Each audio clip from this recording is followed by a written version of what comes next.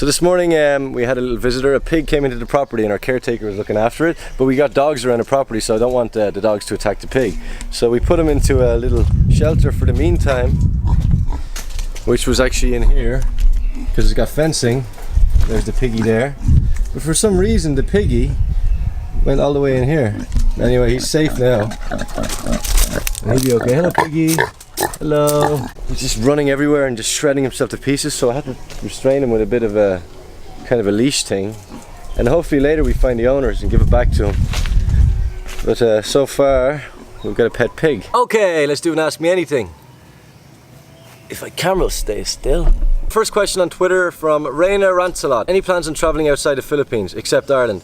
Yeah, I have plans on travelling outside the Philippines. In the next few days I'm going to Nepal. But I also have a lot of plans, and especially next year, to do a lot more of the Philippines, especially immersing with the people. I really love embracing the culture and really getting to know the people and living their lives. Yes, I have plans of travelling abroad, but I also have plans of travelling much more of the Philippines. And even the places I've been to before, like I'd love to go back to Cebu and find little hidden nooks and crannies, hidden communities, hidden people, and kind of immerse with them also. Jeg Garashiko. Are you planning to do a lot of filming when you go to Nepal? All of this is accumulated for this Nepal docu.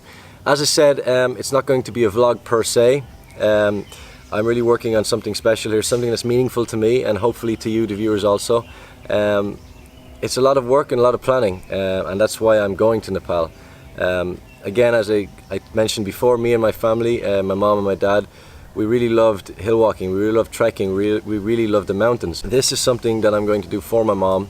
So the reason why Nepal is going to be so special to me is because I've took a lot of footage of me, my mom and my dad's experiences here in the Philippines long before I started vlogging, because I was always into filmmaking, and I always intended to do a documentary on my family here and what we've been through, especially when my mom had to battle her illness. But unfortunately it was very hard. It's hard. There's a void after someone passes away, and it's something you can't do until you're ready. And I feel that I'm ready now to do this documentary and make it the best that I've done. So this video is very important to me. So to answer your question in a nutshell, yes, Jeg, I will be planning to do a lot of filmmaking in Nepal. Raina Rancelot, favorite show to watch?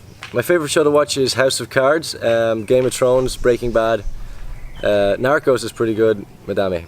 Mashed potatoes or roast potatoes? Mashed potatoes. Where did you stay in Batanes, and would you recommend it? Where's your next destination? Unfortunately, I forgot exactly which hotel we stayed in Batanes, because we literally didn't have much time there. We went out, we shot, we came back, we slept, we woke up, we shot. So I don't remember the hotel we stayed in Batanes, but I would definitely recommend going to Batanes, because it literally is one of the most amazing places I've ever seen. Unfortunately, as I'm a vlogger and there's many people out there and you're marketing a particular place, there is this balance where you have to understand the difference between development and progress and the reason why the place is progressing in the first place. Batanes is so beautiful, and one of its charms is the lack of a massive population, the lack of that many people that are invading the natural beauty around it. And it would be unfortunate to see it become very commercial like Boracay or these other locations, but I guess that's just the way the world is, development and all of that. But again, going back to it, yes, I would recommend Batanes. It is a life-changing experience to go there. It's an incredible place. I mean, to have a place with rolling mountains, white sand beaches and just incredible terrain right next to each other, it's just fascinating. Can you share the story behind the decision of you and your parents moving back to the Philippines? Well, the reason why we moved back to the Philippines was because, like anything in life, when you're living your life in a certain way, it tends to get monotonous. Ireland was great, it's just that we were used to it and we wanted something different. We wanted to change, and I wanted to change. Yeah, my mom also wanted to get back to her homeland, you know, she missed her country. And I always wanted to experience what my mom keeps talking about. I mean, I grew up fascinated by, you know, Filipino culture. I mean, my mom was Filipino and she'd always talk about it all the time, non-stop. So, you know, of course there's a natural curiosity there to experience more of what my mom brought me up with also. A part of the culture that I was brought up with but didn't quite understand, and that's what made me come here. Eunice, out of all the videos you uploaded to YouTube, which one is your pinaka paborito po? Actually, probably the most favorite video for me is the first video on my YouTube channel. The very first video on my YouTube channel. And I uploaded that back in 2013, I think. Yeah. Pros and cons of being a vlogger. Yay, okay. Pros and cons of being a vlogger. The pros is this.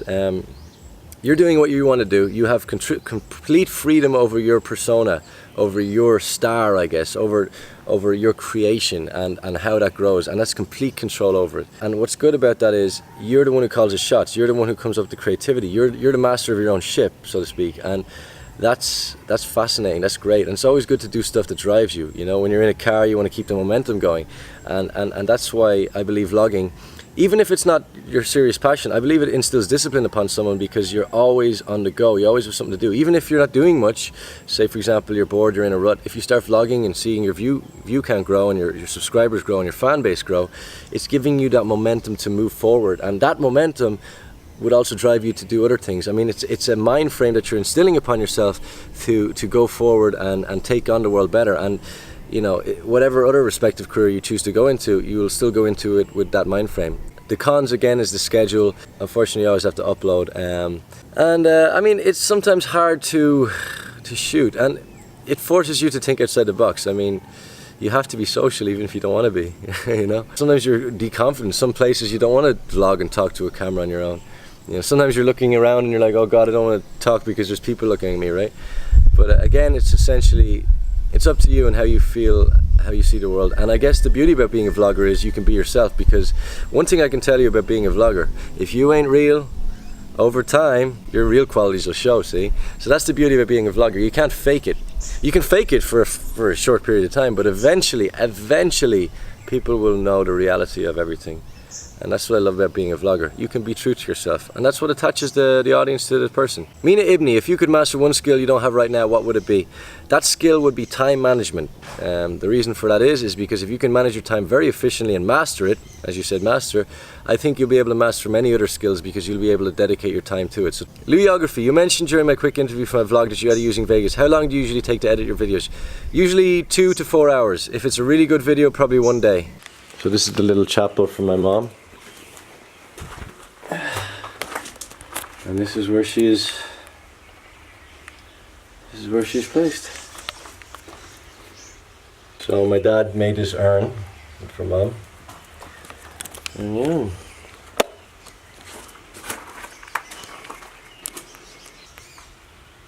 That's me. It's me as a little baby. Right there. Look at that.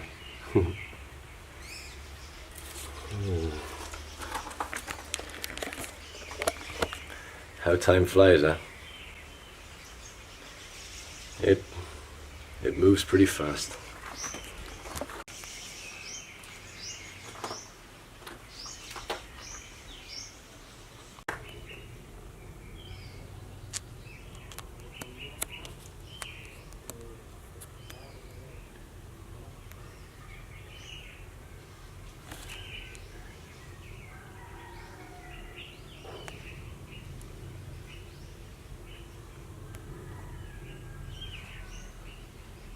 So beautiful.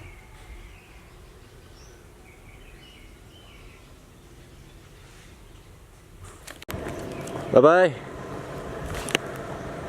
I'll see you to December. Yeah. December, barikako. Bye bye, Yui. I love you. I love you so much. I'm not gonna pet you because you're baho, but I love you so much. Yes, I do. I love you so much. Bye bye.